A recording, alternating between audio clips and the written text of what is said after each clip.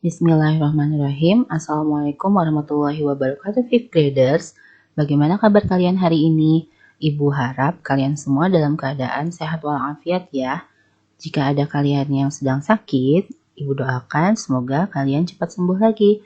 Allahumma rabbanas adhibil basa isfi anta syafi la sifaan illa sifauka sifaan la yugadiru saqama. Amin. Nah, bagaimana liburan kalian kemarin? Lama banget kan liburannya, setahun lebih ya.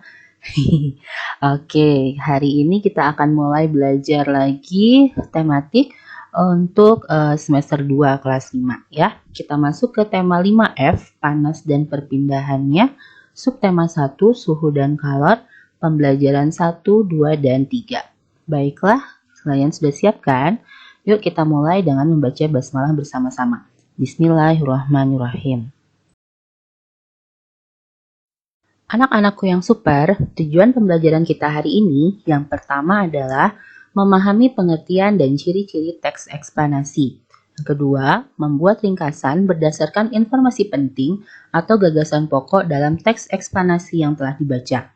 Ketiga, menjelaskan beberapa sumber energi panas. 4. Menjelaskan kegiatan sehari-hari yang menggunakan energi panas. Yang kelima, menjelaskan perbedaan suhu dan kalor. Dan yang terakhir, memahami konvensi hak anak. Baiklah, kalian siapkan bukunya ya.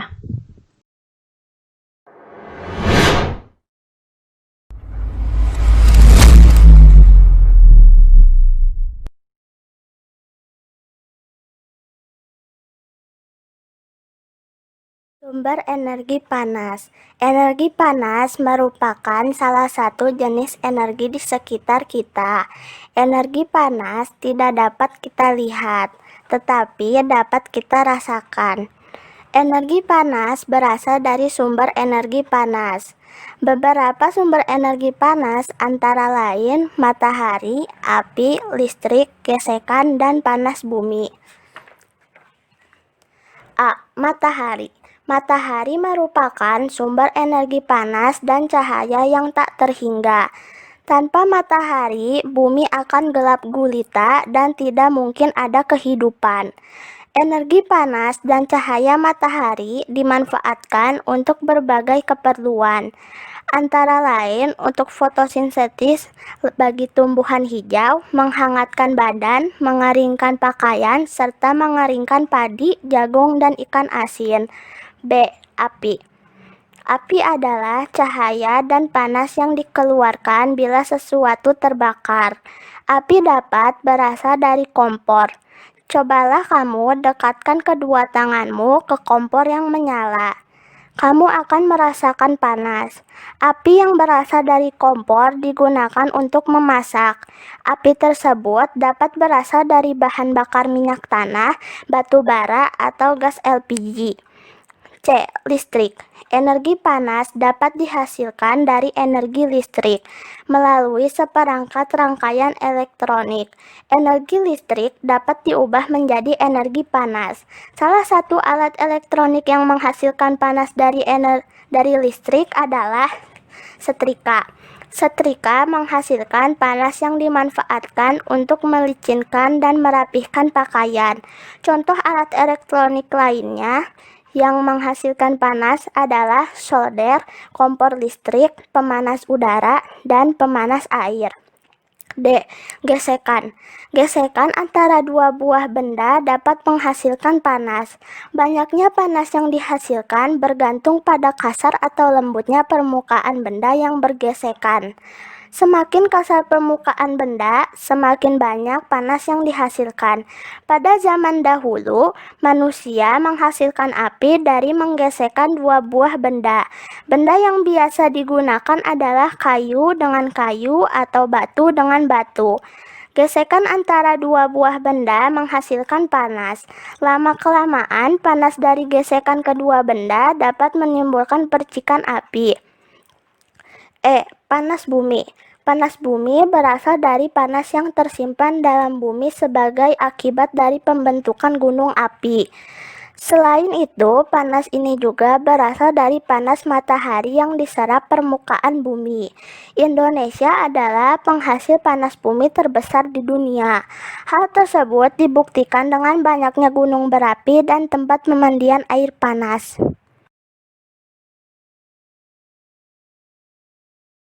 Teks yang barusan dibacakan oleh teman kalian termasuk teks eksplanasi. Apa itu teks eksplanasi?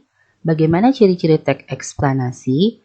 Dan apa saja yang harus dicantumkan dalam teks eksplanasi? Silakan kalian simak penjelasannya berikut ini. Teks eksplanasi adalah teks yang berisi penjelasan tentang proses mengapa dan bagaimana suatu peristiwa alam, ilmu pengetahuan, sosial, budaya, dan lainnya bisa terjadi. Tujuan dibuatnya teks ini untuk menjelaskan fenomena yang terjadi dan menjelaskan sebab akibat suatu peristiwa.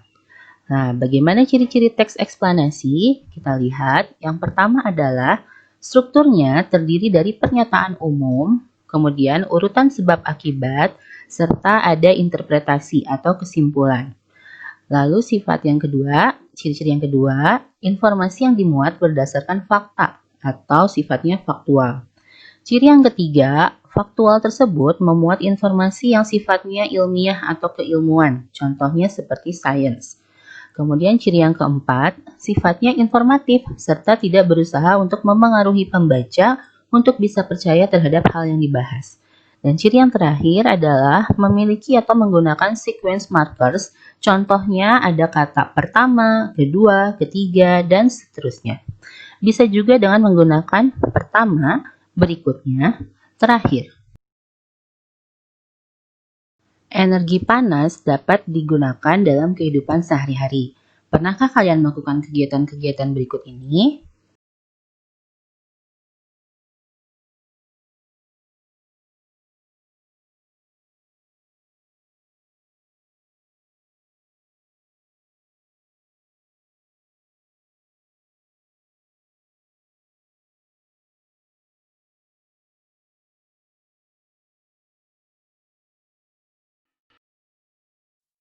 Dari gambar-gambar yang ditampilkan barusan, apakah persamaan dari keempat kegiatan tadi?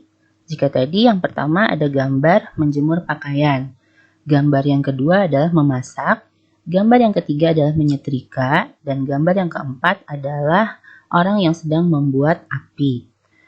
Ada yang tahu apa persamaannya? Ya, betul. Keempat kegiatan tersebut memanfaatkan sumber energi panas. Pada kegiatan yang pertama, yaitu menjemur, sumber energi panas yang digunakan adalah dari matahari. Kemudian pada kegiatan yang kedua, memasak, memanfaatkan panas dari api. Kemudian yang ketiga, pada saat menyetrika itu menggunakan panas dari energi listrik. Dan yang terakhir, pada saat kegiatan membuat api secara tradisional itu menggunakan gesekan. Ya, memanfaatkan gesekan antara kayu dan batu. Sebagaimana yang telah disebutkan oleh teman kalian pada teks yang dibacakan tadi di awal, bahwa sumber energi panas diantaranya adalah dari sinar matahari, kemudian dari api, dari gesekan, dari energi listrik, dan juga ada dari sumber panas bumi atau geotermal. Nah, ternyata Indonesia adalah penghasil sumber panas bumi terbesar karena memiliki jumlah gunung berapi yang sangat banyak. Ayo, siapa yang tahu pembangkit listrik geotermal yang ada di sekitar kota Bandung ada di mana saja coba? Ya, betul, ada di Kamojang ya, sekitaran Kawah Kamojang itu di Kabupaten Garut itu ada satu. Ada Indonesia Power di situ. Kemudian yang sekarang lagi ngetren, yang lagi viral, yaitu di daerah Pangalengan. Di situ ada pembangkit listrik Wayang Windu. Nah, Gunung Wayang dan Gunung Windu itu dua-duanya adalah gunung berapi yang menghasilkan panas bumi yang sangat besar. Dan pembangkit listrik Wayang Windu ini pada bulan Agustus lalu diklaim sebagai pembangkit listrik tenaga geotermal terbesar di Indonesia. Nah, bagaimana menurut kalian? Keren banget kan? Berikutnya dapat kita lihat pada gambar ini adalah contoh pemanfaatan energi panas. Kita lihat gambar yang pertama ini. Dari matahari itu dapat digunakan untuk menerangi bumi dan menghangatkan suhu di permukaan bumi. Kemudian yang kedua dapat mengakibatkan terjadinya siang dan malam. Sebagaimana kita tahu bahwa bumi itu berotasi dan berevolusi mengelilingi matahari. Jadi sambil berputar itu nanti ada bagian bumi yang mengalami siang dan juga yang mengalami malam hari. Kemudian manfaat yang berikutnya dari matahari adalah berperan dalam proses terjadinya awan, ya. Awan itu kan kalian sudah belajar tentang siklus air ya. Nah, di situ nanti ada kondensasi air menjadi gumpalan awan. Kemudian matahari juga dapat dimanfaatkan sebagai sumber energi pada panel surya, ya. Itu memang memerlukan biaya yang mahal, tapi manfaatnya bisa sangat bagus untuk kita dalam penghematan listrik ya. Kemudian ada juga untuk membantu fotosintesis pada tumbuhan hijau. Lalu ada berperan juga tentu saja dalam siklus daur air. Nah, kemudian manfaat energi panas yang lain adalah untuk memasak, yaitu menggunakan api. Lalu ada pembuatan api unggun untuk membakar kayunya. Kemudian digunakan untuk menyetrika dan juga untuk menetaskan telur pada peternakan ayam atau unggas yang lainnya. Pemanfaatan energi panas yang lain dari matahari diantaranya tadi untuk sumber pembangkit energi listrik pada panel surya. Kalau di gambar itu untuk mengaktifkan lampu lalu lintas misalnya yang ada di jalan atau penerangan lampu di jalan-jalan itu ya, itu kan otomatis. Nah, kemudian ada juga sinar matahari itu bukan mengandung vitamin D, tapi sinar mataharinya kalau kita berjemur itu akan mengaktifkan vitamin D yang ada di dalam tubuh kita. Nah, jadi membantu pembentukan vitamin D. Jadi kalau misalnya kita sering berjemur, maka vitamin D yang ada di dalam tubuh kita itu akan aktif terbentuk sehingga imunitas di dalam tubuh kita akan meningkat. Kemudian sinar matahari juga digunakan untuk mengeringkan pakaian, lalu mengeringkan dalam pabrik kerupuk misalnya, atau juga dalam pembuatan ikan asin ya. Lalu ada juga membantu petani garam. Nah, jadi ini adalah termasuk bentuk-bentuk interaksi manusia dengan lingkungan sekitar yang memanfaatkan energi panas. Untuk contoh-contoh yang lainnya bisa kalian baca sendiri di buku atau kalian bisa juga mencari dari sumber-sumber lain yang relevan. Energi panas sangat erat kaitannya dengan kalor dan suhu. Nah, kalian tentu sering mendengar kata kalor dan kata suhu dalam kehidupan sehari-hari. Apakah kalor sama dengan suhu ataukah berbeda? Kita simak penjelasan berikut. Baiklah, di sini akan dijelaskan perbedaan antara suhu dan kalor. Yang pertama kita akan membahas tentang suhu. Suhu adalah tingkat atau derajat panas atau dinginnya suatu benda. Suhu diukur dengan alat yang dinamakan termometer. Satuan suhu yaitu Celsius, Fahrenheit, Reaumur, dan Kelvin. Nah, saat ini penggunaan termometer itu sudah menjadi hal yang umum ya. Tentunya di masa pandemi seperti ini kalau misalnya kalian mau masuk ke sebuah toko, itu harus diukur dulu suhu tubuhnya. Nah, alatnya itu disebut dengan termometer. Termometer yang lama itu isinya adalah air raksa atau alkohol, sedangkan termometer yang sekarang digunakan itu kebanyakan termometer digital, ya, dia menggunakan inframerah. Nah, satuan yang digunakan untuk mengukur suhu yang umum adalah derajat Celcius. Oke, berikutnya kita akan membahas tentang kalor.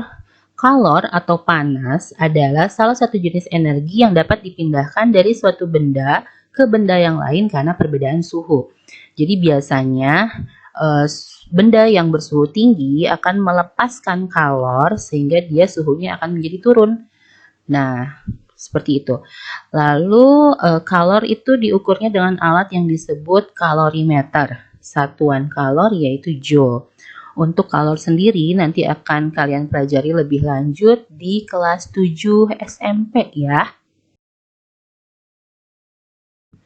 Oke, tadi saat kita membahas tentang manfaat energi panas, itu ada juga kegiatan-kegiatan yang merupakan bentuk interaksi antara manusia dengan lingkungan sekitar. Nah, sekarang kita akan membahas tentang interaksi manusia dengan manusia sebagai makhluk sosial, yaitu yang berkaitan dengan Konvensi Hak Anak. Konvensi Hak Anak adalah perjanjian hukum internasional tentang hak-hak anak yang merupakan wujud nyata atas upaya perlindungan terhadap anak agar hidup anak menjadi lebih baik. Nah, Konvensi Hak Anak ini disetujui oleh Majelis Umum Perserikatan Bangsa-Bangsa atau PBB pada tanggal 20 November 1989.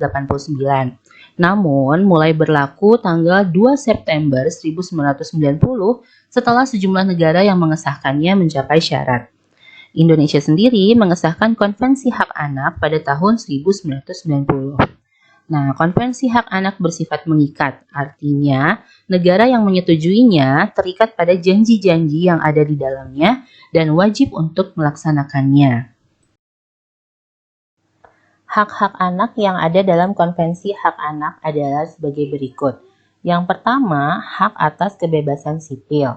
Setiap anak memiliki hak atas kebebasan sipil sebagaimana orang dewasa. Misalnya, hak untuk memiliki identitas dan kewarganegaraan, hak atas kebebasan berpikir, dan hak atas kebebasan berekspresi atau menyampaikan pendapat. Hak yang kedua adalah hak atas lingkungan keluarga. Hak atas lingkungan keluarga merupakan hak asasi khusus untuk anak. Orang dewasa tidak mempunyai hak ini. Anak mempunyai hak untuk diasuh oleh orang tuanya. Jika orang tua tidak ada atau tidak mampu mengasuh, anak berhak mendapatkan keluarga atau pengasuh pengganti. Hak atas lingkungan keluarga juga meliputi hak anak untuk dilindungi dari segala bentuk tindak kekerasan oleh orang tua atau wali anak. Jika anak mengalami tindak kekerasan dan pengabaian, maka negara wajib memberikan perlindungan kepada anak. Jika perlu dengan mencabut kuasa asuh orang tua atau wali dan pada tingkat yang serius dapat menghukum orang tua atau wali. Kemudian hak yang ketiga adalah hak atas kesehatan dan kesejahteraan dasar. Anak mempunyai hak atas standar kesehatan tertinggi yang bisa diberikan, meliputi pencegahan penyakit, kekurangan gizi, dan pengurangan angka kematian bayi, dan layanan kesehatan termasuk asuransi kesehatan. Anak cacat berhak atas layanan kesehatan khusus agar mereka bisa menyamakan diri dengan anak-anak yang tidak cacat. Kemudian yang berikutnya adalah hak atas pendidikan, waktu luang, dan kegiatan budaya. Anak berhak atas pendidikan terutama pendidikan dasar, berhak untuk beristirahat atau mempunyai waktu luang untuk bermain dan berekreasi, serta berhak untuk terlibat aktif dalam kegiatan budaya di dalam masyarakat. Yang terakhir adalah hak atas perlindungan khusus. Anak mendapatkan perlindungan khusus bagi kelompok anak tertentu seperti pengungsi anak yang bermasalah dengan hukum, dan anak dari kelompok minoritas atau masyarakat adat terasing. Bagi semua anak berhak mendapat perlindungan dalam situasi perang, dari eksploitasi ekonomi, dari penyalahgunaan narkoba, dari kekerasan seksual, serta dari penjualan, penculikan, dan perdagangan anak. Baiklah, agar kalian lebih memahami materi pembelajaran hari ini, silahkan kalian kerjakan latihan soal berikut ini. Yang pertama, silakan kalian jawab pertanyaan yang ada di halaman 5 yang bagian A saja. Kemudian, silakan mengisi tabel di halaman 7 bagian A dan mengisi tabel yang ada di halaman 8 bagian atas. Selanjutnya, silakan kalian membaca di halaman 20 ada sebuah teks, lalu isi halaman 21-nya, yaitu menuliskan informasi penting dari setiap paragraf dan buatlah ringkasannya. Jangan lupa hasil pekerjaan kalian difotokan dan setor ke GCR wali kelas kalian masing-masing ya. Jangan ditunda-tunda mengerjakan tugasnya agar tidak bertumpuk di akhir. Oke, selamat mengerjakan. Oke, fifth graders, kita cukupkan sampai di sini dulu materi pembelajaran hari ini. Mari kita tutup dengan membaca hamdalah bersama-sama. Alhamdulillahirrabbilalamin. Dan doa akhir majelis. Subhanakallahumma wa bihamdika asyhadu alla ilaha illa anta astaghfiruka wa atubu ilaik. Sampai ketemu di lain kesempatan. Tetap sehat, cerdas, semangat. Assalamualaikum warahmatullahi wabarakatuh.